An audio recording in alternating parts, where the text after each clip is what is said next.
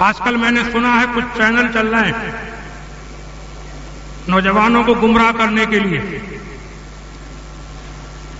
اس میں کچھ پاکستانی مولویوں کا ہاتھ زیادہ ہے، طرح طرح کی ایسی باتیں پیدا کرتے ہیں کہ انسان کا ذہن گمراہ ہو جائے، حدیثوں کا نام لیتے ہیں، اماموں کو جھٹلاتے ہیں۔ میں کہتا ہوں کہ ہمیں کسی ایسے چینل کو سننے کی دیکھنے کی کیا ضرورت ہے جس میں خرافات بھری ہو؟ ہمارے لیے ہمارا مسلک اعلیٰ حضرت بہت کافی ہے، ہمارے لیے ہمارے امام اعظم ابو حنیفہ کی تقلید بہت کافی ہے۔ جہاں تک حدیثوں کا معاملہ ہے تو دیکھو، حدیث و قرآن کو سمجھنے کے لیے بھی تو علم اور عقل چاہیے۔ حدیثیں سب طرح کی مل جاتی ہیں، ان میں یہ کاٹ چھانٹ کرنا، کاٹ چھانٹ کا مطلب یہ کہ ان میں مطابقت کرنا کہ کون سی بات کس موقع پر کہی، کب حضور نے نماز کس طریقے سے پڑھی، بعد میں کیا کہا، اخیری عمل آپ کا کون سا تھا، کون سی آیت کا کیا حکم کب منسوخ ہوا، کس کے معنی کیا نکالے گئے اور کیا نکالے جا سکتے ہیں، ان سب کو جاننا میرے آپ کے بس کی بات نہیں ہے۔ ہم حدیثوں کو مانتے ہیں، ہم قرآن کو مانتے ہیں، لیکن ہم اپنی عقل کو دخل نہیں دیتے۔ ہم اپنے بزرگوں نے جو قرآن و حدیث کو سمجھ کر کے اس کے معنی نکال کے ہمارے سامنے پیش کر دیے، ہم ان بزرگوں کی روش کے اوپر چلتے ہیں۔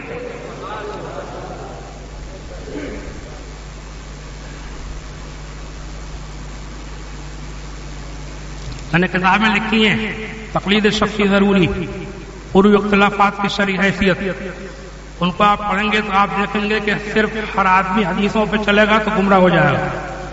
چلنے کا مطلب یہ ہے کہ اپنی عقل سے اس میں دخل دے گا۔ میں صرف ایک مثال آپ کو دے دوں۔ ایک مرتبہ اللہ کے رسول سید عالم صلی اللہ علیہ وسلم کے دو صحابہ سفر پر نکلے، راستے میں کہیں پانی نہیں ملا، دونوں نے پاک مٹی سے تیمم کر کے نماز پڑھ لی۔ اسلام میں اجازت ہے کہ جب پانی نہ ملے یا پانی بہت زیادہ نقصان کرتا ہو تو مٹی سے تیمم کر کے نماز پڑھ لو۔ آگے بڑھے، پانی مل گیا، ایک صاحب نے نماز دوہرا لی، کہ پانی مل گیا تو اب دوہرا۔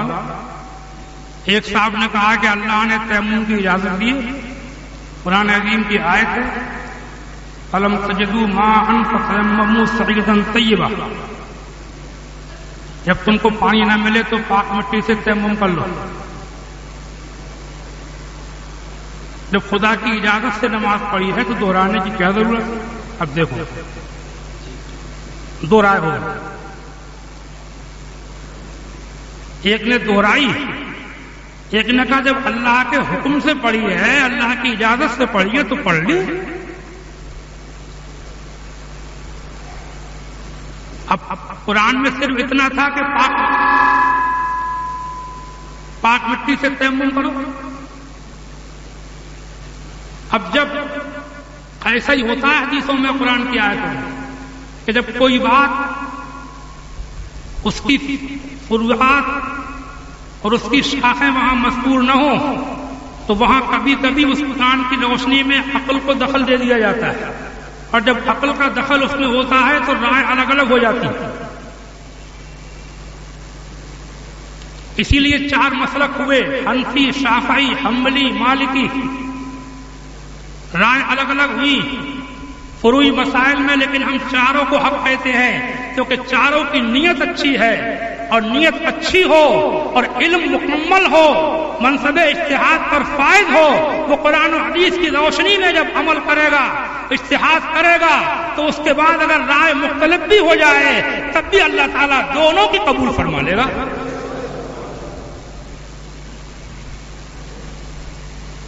کیا ہوا؟ واپس لوٹے، بارگاہ اقدس میں حاضر ہوئے، اپنا اپنا قصہ بیان کیا. اب حضور نے کیا فرمایا؟ ایک نے دہرائی تھی، ایک نے نہیں دہرائی تھی، رائے الگ الگ ہے. حضور کیا فرماتے ہیں؟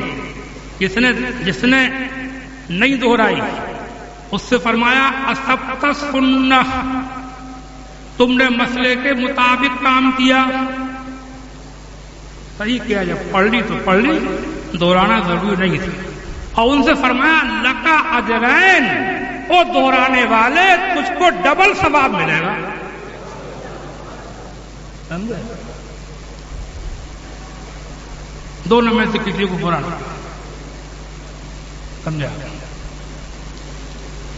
ایک حدیث میں ہے جنگ خندق کے موقع پر جب حضور واپس تشریف لائے، یہودیوں نے بڑی غداری کی تھی، مدینے میں رہ کر کے دھوکہ دیا تھا، عہد و پیمان توڑ دیا تھا، جاسوسیاں کی تھی، عورتوں پر حملے کا ارادہ کیا تھا کیونکہ مرد باہر تھے. بڑی خطرناک پالیسیاں یہودیوں کی. مدینے میں واپس تشریف لائے جنگ خندق سے. ابھی آپ گھر میں تشریف لائے تھے، ہتھیار اتارے، حضرت جبرائیل امین حاضر بارگاہ ہوئے، یا رسول اللہ آپ نے ہتھیار اتار دیے، ابھی فرشتوں نے ہتھیار نہیں اتارے ہیں، اللہ کا حکم ہے کہ یہودیوں کے قبیلے پر ابھی حملہ ہو، ان کو سزا دی جائے. بڑی نمک حرام کی ہے، پیٹھ میں چھرا بھونکا ہے. ہم گھروں سے باہر پڑے ہوئے تھے، انہوں نے عورتوں پر حملے کا ارادہ کیا، بچوں کو ہلاک کرنے کا ارادہ کیا، جاسوسیاں کی. اللہ کا حکم ہے کہ ابھی ان پر حملہ ہو. حضور نے اعلان فرمایا کہ عصر کی نماز یہودیوں کے بنو قریظہ قبیلے میں چل کے پڑھنا ہے، سب کو وہیں چلنا ہے. فوراً آواز گونج گئی، لاؤڈ اسپیکر نہیں تھے، سمجھے آپ، تو میڈیا والے نہیں تھے، لیکن یہ خدا کے محبوب کا پیغام ہوتا تھا کہ خود بخود پھیل جاتا تھا. جسے خبر چلی سیدھا انہی کے قبیلے کی طرف کو چل دیا. ایسے ایسے لوگ تھے کہ وہ ابھی گھر میں داخل، مہینوں کے جنگ خندق کے پریشان ہونے والے گھر آنے کی خوشی میں تھے. یہ حکم جب ملا تو فوراً ادھر کو روانہ ہو گئے، گھروں کی طرف سے مڑ گئے، دروازوں پر پہنچ گئے تھے، لوٹ گئے. 4 وہ جا رہے ہیں، 10 وہ جا رہے ہیں، 20 وہ جا رہے ہیں، 50 وہ جا رہے ہیں. ٹولیاں بن گئی، جس کو جہاں پتہ لگا وہ چل گئی.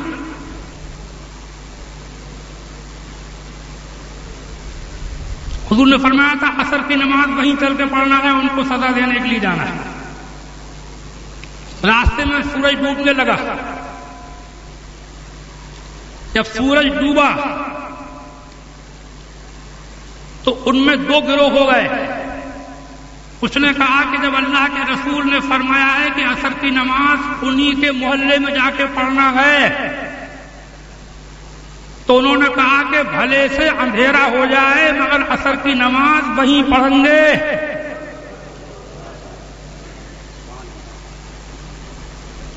کچھ نے کہا کہ حضور کا مطلب یہ نہیں تھا، حضور کا مطلب یہ تھا کہ جلدی چلنا ہے، مجازی معنی نکالے کہ دیر نہیں کرنا ہے، جلدی پہنچنا ہے. حضور کا مطلب یہ نہیں تھا کہ نماز قضا کر لو، جلدی مطلب تھا، اس کا معنی یہ تھا کہ جلدی پہنچنا ہے. تو انہوں نے نماز راستے میں پڑھ لی. جب دیکھا کہ قضا ہونے جا رہی ہے، تھوڑا سا رہ گیا ہے سورج، انہوں نے پڑھ لی. کچھ نے پڑھ لی، کچھ نے وہیں جا کر اندھیرے میں پڑھی. معاملہ نپٹا. حضور کی بارگاہ میں جب حاضری ہوئی، دونوں نے اپنا اپنا قصہ بیان کیا. دیکھو اختلاف تو ہوا، لیکن اللہ کے رسول نے کیا فرمایا؟ فلم یعنف واحدا منہم، ان میں سے کسی کو بھی برا نہ کہا کیونکہ دونوں کی نیت اچھی تھی. انما الاعمال بالنیات، عمل کا دار و مدار نیت پر. نیت کسی کی کھوٹی نہیں تھی. ایک کی نیت یہ کہ نماز قضا نہ ہو جائے، ایک کی نیت یہ تھی کہ حضور نے جیسا فرمایا بالکل ویسے ہی کرنا، اندھیرے میں. بس ایسی سمجھو یہ شافعی، مالکی، حنبلی، حنفی جو اہل سنت 4 گروہوں میں بٹے ہوئے ہم ان میں سے کسی کو برا نہیں کہتے، ان میں جو اختلاف ہے اس میں وہ اپنے مخلص ہیں، وہ اپنے خلوص پر قائم ہیں. ایسے اختلافات کے ذریعے سے ہم فرقے نہیں بناتے. یہ فرقے جو بنتے ہیں یہ مسئلوں کی وجہ سے نہیں بنتے ہیں. یہ فرقے اوپر ہاتھ باندھنے اور نیچے ہاتھ باندھنے سے نہیں بنتے ہیں. یہ فرقے رفادین سے نہیں بنتے ہیں. یہ فرقے عقیدوں سے بنتے ہیں. اس کا عقیدہ خراب ہے وہ غلط ہے، اس کا عقیدہ درست ہے وہ صحیح ہے. سمجھا؟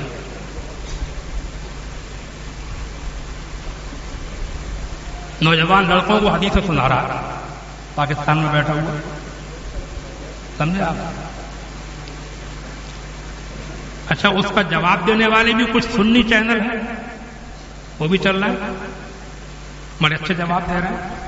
تو میں ان نوجوانوں سے کہوں گا کہ ان کو بھی دیکھ لیا کرو جواب دینے والے. اس دن ہمارے بھائی یہ مولانا سندیپ صاحب نے مجھے موبائل میں ایک مولانا صاحب کی مفتی ارشد نام تھا کیا؟ ہاں، مفتی ارشد صاحب کوئی ہیں، ایک ایک بات کا جواب دے رہے ہیں، ایک کھچائی کر رہے ہیں، ان کا بھی چل رہا ہے معاملہ، اس کو بھی سنو. سمجھے آپ؟ اللہ کے فضل سے اہل سنت کے اندر علم و عمل کے پہاڑ موجود ہیں.